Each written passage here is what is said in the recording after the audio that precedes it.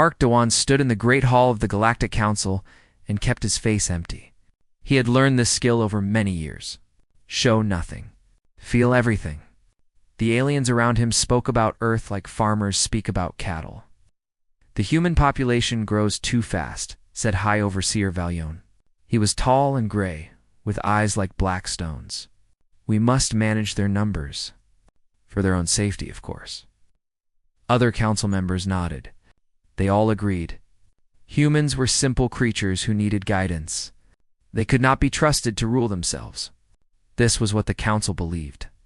This was what they had believed for 50 years. Doan remembered when the council first came to Earth. He was a young soldier then. The great ships appeared in the sky, blocking the sun. People screamed and ran. But the aliens did not attack. They smiled and offered friendship. They said they would protect humanity from the dangers of space. Most people believed them. Why would they not? The council gave Earth new medicine and clean energy. They stopped wars and fed the hungry. They seemed like angels from heaven. But Doan watched carefully. He saw what others missed. The council placed advisors in every government. They restricted human technology. No more rockets. No more weapons research. No more exploring space. For your safety, they always said, the galaxy is dangerous. We will protect you. Doan was old and he understood the truth. The council did not come to help humanity. They came to control it. Earth was just another farm to them. Humans were just another herd. We will reduce their breeding programs, Valion continued. Perhaps introduce some new diseases.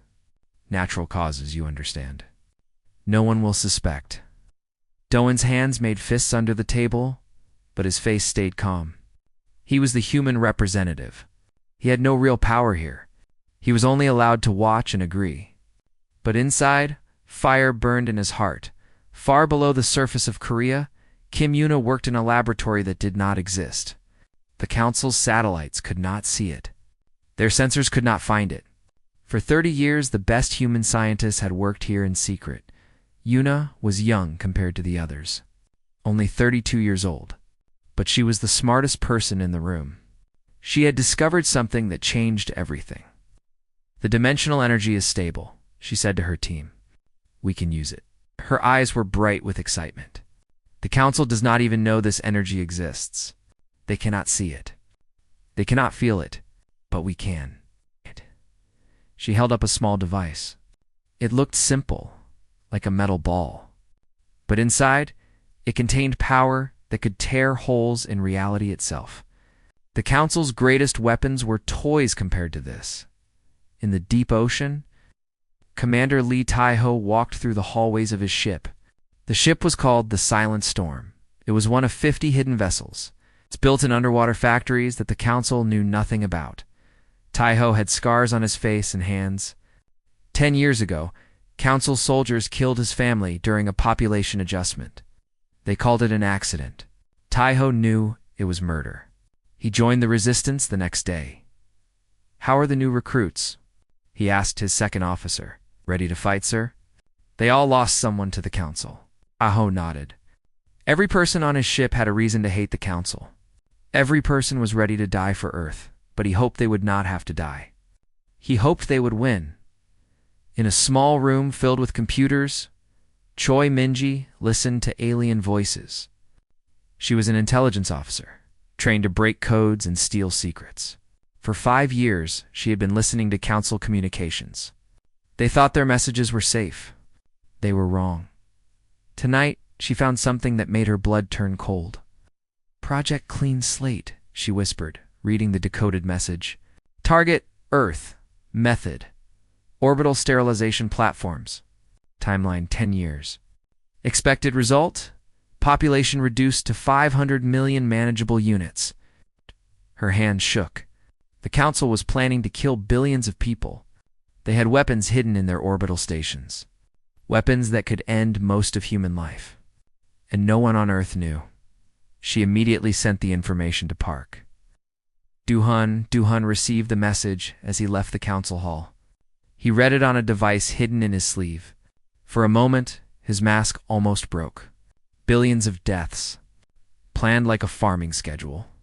His people, treated like animals to be cut down. He walked to a private room and locked the door. Then he made a call on a device that should not exist.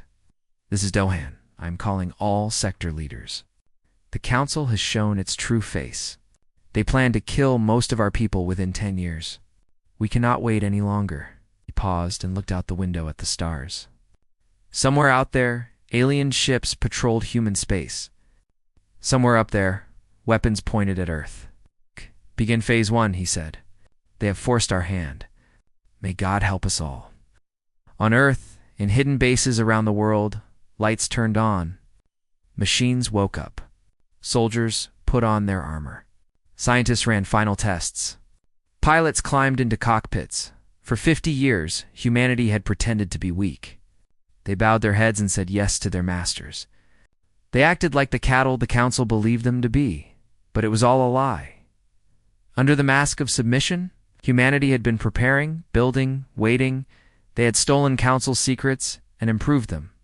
They had discovered new science that the council never imagined. They had turned their entire world into a hidden weapon. The council thought they controlled Earth. They thought humans were primitive and weak. They thought wrong. Now the waiting was over. Now the truth would come out. And the galaxy would learn what happens when you cage the wrong species. 3 months passed. On the surface, nothing seemed different. Humans went to work. Children went to school. Council advisors walked through government buildings and smiled their cold smiles. Everything looked normal, but High Overseer Valion felt something was wrong. He could not explain it. The reports from Earth showed nothing unusual. Human leaders still obeyed. Human workers still produced. Yet something had changed. "They are too quiet," said Ambassador Keth. She was one of the few council members who had spent years living among humans. "I've watched them for a long time. When humans are this quiet, they are planning something." Valion made a sound of disgust. "They are prey animals. Fear is their natural state. You have been among them too long, Keth. You are starting to think like them." "Perhaps," Keth said softly, "or perhaps you have never truly seen them." Valion ordered more surveillance, more soldiers, more watching. But his cameras showed only peaceful humans living peaceful lives. His sensors detected no weapons, no military activity, nothing dangerous. The humans appeared to be exactly what the council believed, a simple species waiting to be managed, deep underground. Kim Yuna completed her greatest work. The rift generator sat on a metal table, glowing with soft blue light. It was no bigger than a basketball, but it could tear open the fabric of space itself. "First test successful," she announced to her team. "We destroyed an entire council satellite network. They think it was a meteor shower." She smiled, but her eyes were serious. "They have no idea what hit them." Her assistant, a young man named Kong Sung-ho, looked worried. "What if they find out? What if they trace it back to us?" Yuna shook her head. "They cannot. Dimensional energy does not exist in their science. To them, our weapons are invisible. It is like trying to see a color that your eyes cannot detect." She began building more generators. Hundreds of them. Thousands. Soon every human base would have the power to strike at the council without being seen. In the underwater base, Han Juwu climbed into the cockpit of her fighter. She was only 23 years old, but she was already the best pilot in the hidden fleet. Her ship was called the Ghost, and it flew between dimensions. "Ready for training, Ghost Leader?" asked her wing commander through the radio. "Always ready," Jiwoo replied. She powered up the dimensional drive. The world around her shifted. Colors changed.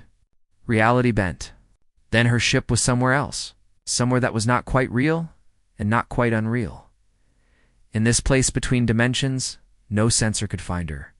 No weapon could touch her.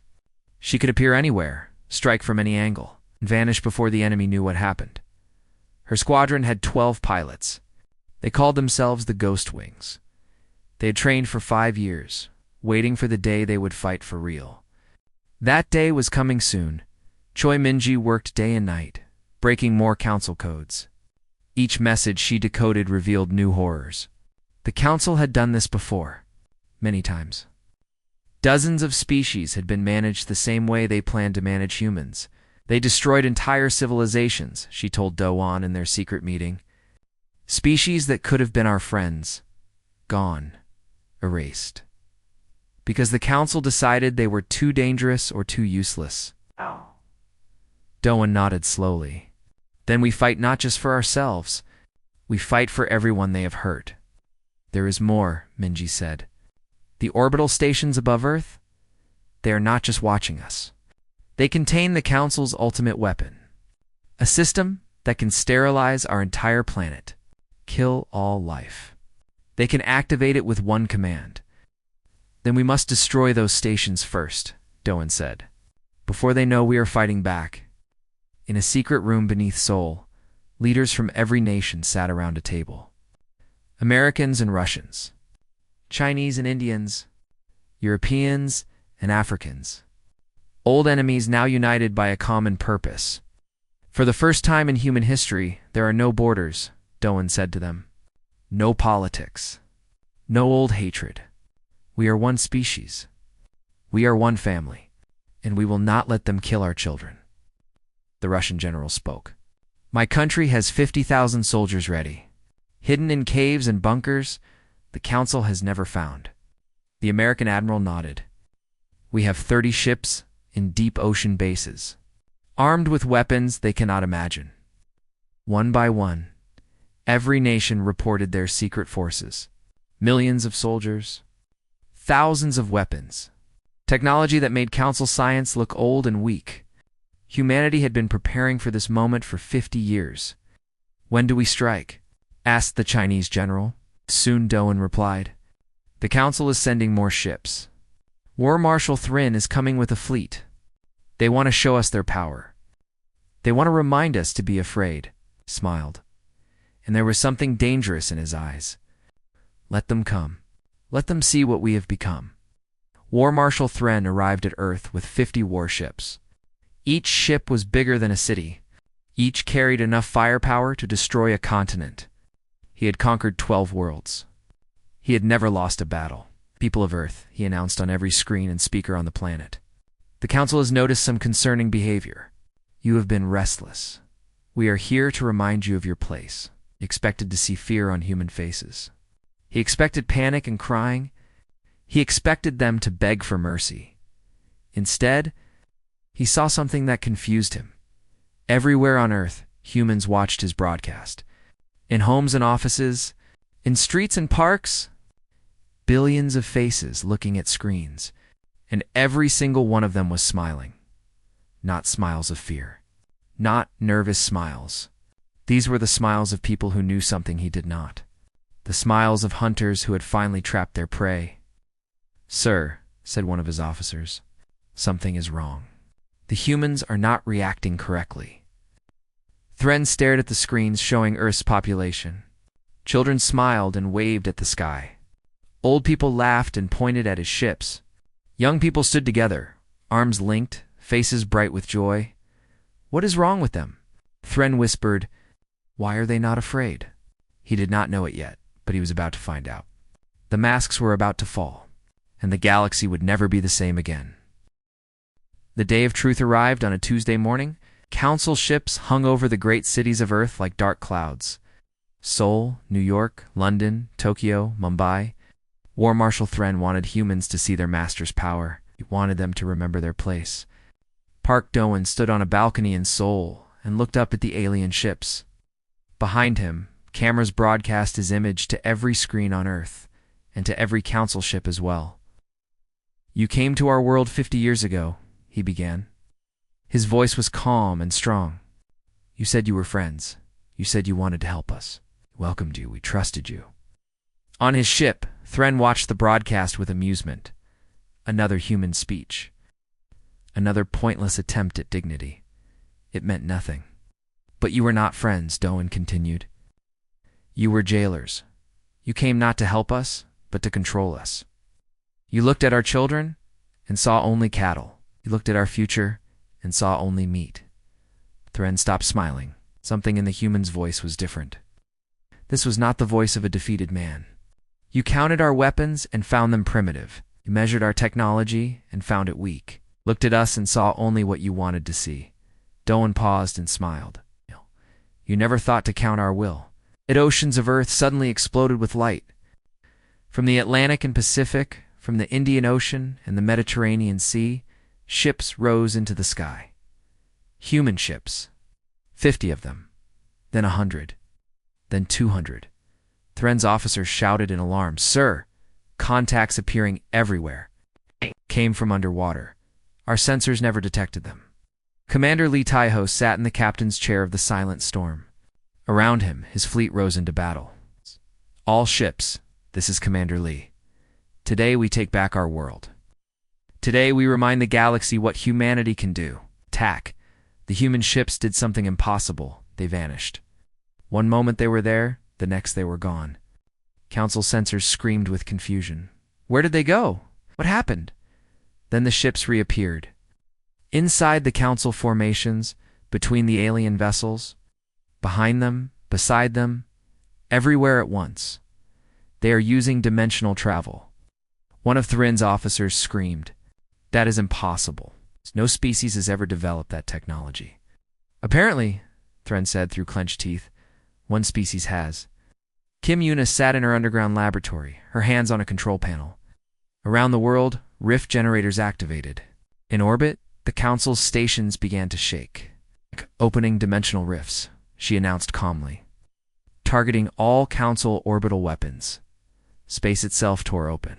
Great holes appeared in reality, swallowing the Council's orbital stations. Weapons that were meant to kill billions of humans vanished into the void between dimensions. They would never threaten Earth again. Han Juwu flew her ghost through the battle. Her ship moved between dimensions, appearing and disappearing like a spirit. Council fighters tried to target her, but she was never where they shot. "Ghost leader to all wings," she called. "Attack pattern Delta. Show them what fear feels like." Her squadron appeared inside a Council carrier, not outside, trying to break through shields. Inside, where there were no shields. They fired once, and the carrier's engines exploded. Then they vanished before the enemy could react. Council pilots screamed in their cockpits. Could not fight what they could not see. Could not defend against weapons that came from nowhere. Their training, their experience, their superior numbers meant nothing against enemies who did not play by their rules. Thren watched his fleet being torn apart. Ship after ship disappeared in fire and light. His officers ran in panic. His screens showed only destruction. "Impossible," he whispered. They were primitives. They were supposed to be primitives. Where did they get this technology? How did they hide it from us? A human ship appeared directly in front of his bridge. It was small compared to his vessel, but it held position without fear. A message came through. "War Marshal Thren," said Taiho's voice. "You came here to teach us our place. Consider this your lesson instead. Surrender or be destroyed." Thren's pride would not let him surrender. "All ships, concentrate fire on that vessel." But his ships were burning. His fighters were scattered. His weapons could not lock onto targets that moved through dimensions. The silent storm sat before him, untouched, while his fleet died around it. On Earth, people watched the battle in the sky. They saw the Council ships burn. They saw human ships dancing between the flames like silver angels. Children cheered. Old people wept with joy. After 50 years of occupation, Earth was fighting back. "It is over, Marshal," Taiho said through the radio. "Your fleet is gone. Your weapons are useless. You can die here, or you can retreat and tell your masters what you saw today." Thren looked at the destruction around him. 20 ships remained from 50. His pride screamed at him to fight, to die with honor. But dead men cannot deliver warnings. "All remaining ships," he ordered, his voice hollow and broken. "Retreat." The Council ships fled. They jumped away from Earth as fast as their engines could carry them. Behind them, humanity's fleet did not chase. They did not need to. The message had been sent. Ambassador Keth contacted Doan on a private channel. Her face was calm, but her eyes showed something like respect. "I tried to tell them," she said. I watched your kind for years. I knew you were different. Humans do not break. You bend until you are ready to spring back. Doan nodded. Tell your High Overseer something for me. What message? Doan looked at the sky, where the last council ships were vanishing. Tell him we are just getting started. Earth had won its first battle, but the war had only begun. The council would come back with more ships, more weapons, more hatred, and humanity would be ready, because they were not just fighting for themselves. They were fighting for every species the council had ever hurt. They were fighting for every world that had been conquered and silenced. They were fighting for a galaxy that had forgotten what freedom meant, and they would not stop until they won. 6 months after the Battle of Earth, the galaxy changed. For the first time in 1,000 years, a primitive species was winning against the council. News spread from star to star, whispered in markets and shouted in secret meetings. The humans were coming, Commander. Li Taiho stood on the bridge of the Silent Storm as his fleet entered the Vega system. 3 council-controlled worlds orbited the star. 3 worlds filled with enslaved species who had never known freedom. Sir Council Defense Fleet detected 20 ships. His officer sounded calm. They had faced worse odds before. Standard approach, Taiho ordered. Let them see us first. Let them think they have a chance. Then show them the truth. The human fleet appeared in normal space, visible to council sensors. The alien commander smiled. Only 30 human ships against their 20. Good odds. They remembered the stories from Earth, but surely those were exaggerated. They learned the truth in less than 3 minutes. Human ships vanished and reappeared inside their formation. Weapons fired from impossible angles. Ships died before they could even raise shields. The Council fleet was destroyed without landing a single hit. On the 3 planets below, slave species watched the battle in disbelief. For generations, they had been told the Council was unbeatable. The Council was eternal. The Council was God. Now they watched Council ships burn like paper in fire. Taiho broadcast a message to the planets. People of Vega, we are humans from Earth. We were slaves like you. We broke our chains. Now, we have come to break yours. You are free. The celebrations that followed shook the planets. Millions of beings danced in the streets. They tore down council statues. They burned council flags. They wept and laughed and could not believe their eyes. On Earth, Kim Yuna made a discovery that changed everything again. She sat in her laboratory, staring at data that did not make sense. The dimensional energy, she told Doan through a video call. We did not invent it. We rediscovered it. What do you mean? Doan asked. There are patterns in the energy. Old patterns. Someone used this technology millions of years ago. Someone built with it, traveled with it, maybe even lived in it. Her eyes were wide with wonder. The Council has been suppressing knowledge of this energy across the galaxy. They do not want anyone to find what we found. Why would they suppress it? I do not know yet. But I think there is something in the dimensional void. Something alive. Something waiting. Choi Mingi led a team of intelligence agents to the Council homeworld. They traveled in a ship that could slip between dimensions, invisible to all sensors. Their mission was simple: expose the truth. Minji had spent months collecting evidence. Records of genocide. Documents showing how the Council destroyed species they could not control. Videos of mass executions hidden from galactic history. She hijacked the Council's own broadcast system and sent it all. Every secret. Every crime. Every lie. Trillions of beings across 1,000 worlds saw the truth for the first time. The Council told you they were protectors, Mingi said in her broadcast. They lied. They told you they brought peace. They brought slavery. They told you there was no other way. There is. We are proof. Rebellions began on 100 worlds. Species who had been silent for centuries rose up. Council governors fled or were captured.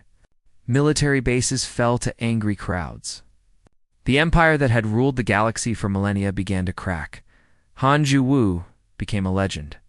The young pilot who flew between dimensions, the girl who could not be caught, Other species sent their best pilots to learn from her. She trained them all. Her squadron grew from 12 ships to 50. Humans flew beside aliens who had been enemies of the Council for generations. They came from different worlds, spoke different languages, had different bodies. But they all shared one thing: hatred of slavery and love of freedom. "We are the Ghost Wings," Jiwoo told her, mixed squadron. "We are everywhere and nowhere. We are the nightmare the Council always feared. We are the proof that no cage can hold the spirit of freedom." High Overseer Velion watched his empire crumble. World after world broke free. Fleet after fleet was destroyed. The humans advanced like an unstoppable wave, and everywhere they went, rebellion followed. "We must end this," he declared to the Council's inner circle. "One strike. Destroy Earth. Remove the source of the infection." "Our normal weapons cannot touch them," said one of his advisors. "Their dimensional technology makes them impossible to fight." Velion's eyes darkened. "Then we use the weapon that predates even our civilization. The weapon our ancestors found in the void. The weapon we swore never to use again." The council members went silent. They knew what he meant. The final protocol. A weapon so terrible that it had not been used in 10 million years. A weapon that could destroy not just planets, but reality itself. "If we use it, we might destroy ourselves as well," one advisor warned. "Better to die than to be humiliated by cattle," Velion snarled. "Activate the final protocol. Target Earth." Deep in council space, machines that had slept for millions of years woke up. Ancient weapons pointed toward a small blue planet on the edge of the galaxy. The countdown to Earth's destruction began. Mingi intercepted the orders. She sent an emergency message to Doan. "They are going to destroy Earth. Ancient weapon. Unstoppable by normal means. Time until arrival, 72 hours. Doan read the message. He should have felt fear. The weapon was older than human civilization. It had destroyed species before humans even existed. By all logic, there was no hope, but Doan smiled. He called Kim Yuna. "They are sending their ancient weapon, the one they found in the dimensional void." "I know," Yuna replied. "And I think I know why they were so afraid of dimensional energy. I think I know what they found in the void, and what found them." "Can we stop the weapon?" Yuna's smile matched Doan's. "Better than that. I think it is time to show the Council what was waiting in the void. What has been waiting for a species brave enough to look. What do you need?" "Every rift generator on Earth. Every ship weave. In faith that whatever is out there will help us, not destroy us." Doan nodded. "Then let them bring their ancient weapon. Let them bring their final solution. It is time to show them what humans found when we looked into the void. It is time to show them true power." The ancient weapon arrived at Earth on a cold morning. It was not a ship. It was not a missile. It was something older than words, a machine built before the Council existed. Before most species in the galaxy had even evolved, it looked like a dark star, a sphere of absolute blackness that swallowed all light. Where it passed, reality trembled. Stars flickered. Space itself screamed. This was the weapon that had ended civilizations. This was the weapon that had silenced worlds. War Marshal Thren flew at the head of the remaining Council fleet. 500 ships gathered from across the Empire. He wanted to watch Earth die. He wanted to see the humans burn. "This is the end for them," he announced to his crew. "No species survives the final protocol. Not even their dimensional tricks can save them now." On Earth, people looked up at the sky. They saw the darkness approaching. They felt the cold touch of fear, but they did not run. They did not hide. They stood together and waited. Kim Yuna stood in the largest rift generator chamber on the planet. Machines hummed around her. Energy crackled in the air. She had linked every generator on Earth together, creating a network of dimensional power that had never existed before. "Are you ready?" Doan asked through the radio. "I do not know what will happen," Yuna admitted. "When I looked into the dimensional void, something looked back. Something ancient. Something patient. It has been waiting for someone to call it. Why us? Why humans? Yuna smiled. Because we were the first species in millions of years to reach into the void without fear. Everyone else was too scared. We were too stubborn. The ancient weapon entered Earth's solar system. Council ships cheered. Soon the pest would be gone. Soon, order would return to the galaxy. Why UNA activated the generators? Across Earth, rifts opened. Not small ones like before, but massive tears in reality. Light poured through them, light of colors that had no names. The rifts grew wider, connected, formed a pattern that wrapped around the entire planet, and something came through. They were beings of pure energy, vast and ancient beyond measure. They had no bodies, no faces, no forms that human eyes could truly see. They were the architects, the original builders of the galaxy, who had created the stars themselves before life existed. The Council had found traces of them millions of years ago. They had built their weapon from scraps of architect technology. But they had never met the architects themselves. They had never dared to look into the void where the architects slept. Now the architects spoke. Their voice came through Yuna, through every human, through the fabric of space itself. We waited, they said. We waited for a species that would not accept slavery. We waited for beings who would rather burn than bend. We waited for those brave enough to reach into the dark and shake hands with the unknown. The ancient weapon approached Earth. The darkness reached toward the blue planet. Ready to consume it? The architects moved. The weapon dissolved, like sand in water, like shadows in sunlight, like a nightmare ended by waking. 10 million years of terrible power vanished in an instant. Unmade by the beings who had built the universe, Thren screamed in disbelief. His ultimate weapon was gone. His fleet was surrounded by beings of light that his sensors could not measure. His empire was ending before his eyes. Han Juwu led the Ghost Wings into the final battle. Her ships moved through dimensions with new ease, guided by architect power. Council ships that tried to fight were disabled in moments. Ships that tried to run were caught and stopped. All Council forces, she announced. Surrender or be destroyed. There is no escape. There is no hope of victory. This is your only warning. Commander Tai-Ho brought his fleet to support the Ghost Wings. Ships from a dozen liberated species flew with him now. The coalition that had started with 50 human vessels now numbered in the thousands. One by one, Council ships lowered their weapons. Flags of surrender appeared. The mightiest military force in the galaxy surrendered to the species they had called cattle. High Overseer Velion was captured on his throne. Park Do-han walked into the council chamber, where he had once been forced to watch his people discussed like animals. What are you? Velion asked, his voice broken. You were primitives. You were nothing. What are you? Doan looked at the fallen overseer. No hatred in his eyes, only pity. We are human, he said simply. We are what happens when you cage the wrong species. We are what you should have feared from the beginning. 1 year later, the galaxy looked very different. The council no longer existed. In its place stood the Galactic Assembly, where every species had an equal voice. Humans sat among beings from 1,000 worlds, not as masters, but as equals. As friends, the architects watched from the dimensional spaces, their ancient wisdom now shared freely.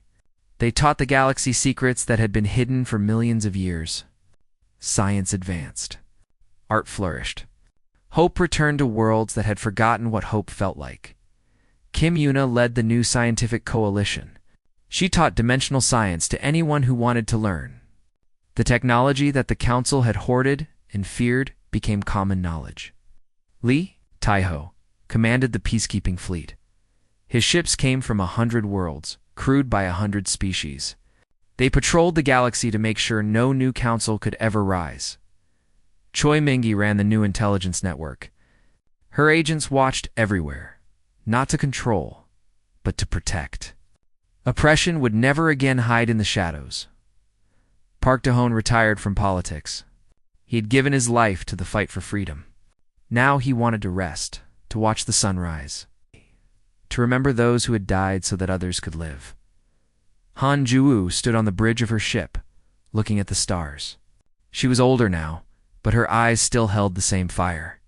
The young pilot who had danced between dimensions had become a legend across the galaxy.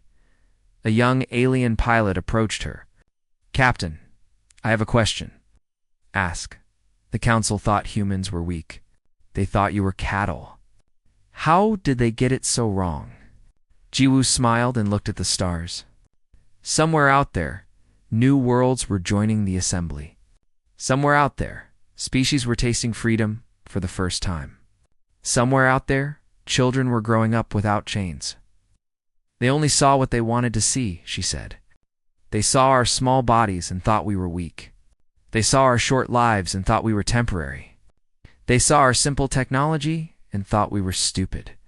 She turned to face the young pilot. They never saw our hearts. They never saw our will. They never understood that humans do not give up. We do not surrender. We do not accept defeat. She smiled wider. They thought we were prey. They learned, too late, that we were the most dangerous predators in the galaxy. Not because of our weapons, because of our souls. The young pilot nodded slowly. And now we protect. Now we teach. Now we help others become what they were always meant to be. Jewel looked back at the stars. The council is gone. But there will always be those who want to enslave others. And as long as we exist, we will stand against them. She gave the order to her crew. The ship turned toward a distant star where a new species had just sent their first signal into space. They were young. They were scared. They did not know what waited in the dark, but humanity knew. And humanity would be there to welcome them, to protect them, and to show them that they were not alone. The galaxy had learned what the Council never understood. Humanity was not prey. Humanity was the fire that lights the darkness, the voice that breaks the silence, the hand that shatters chains. Humanity was hope. The end.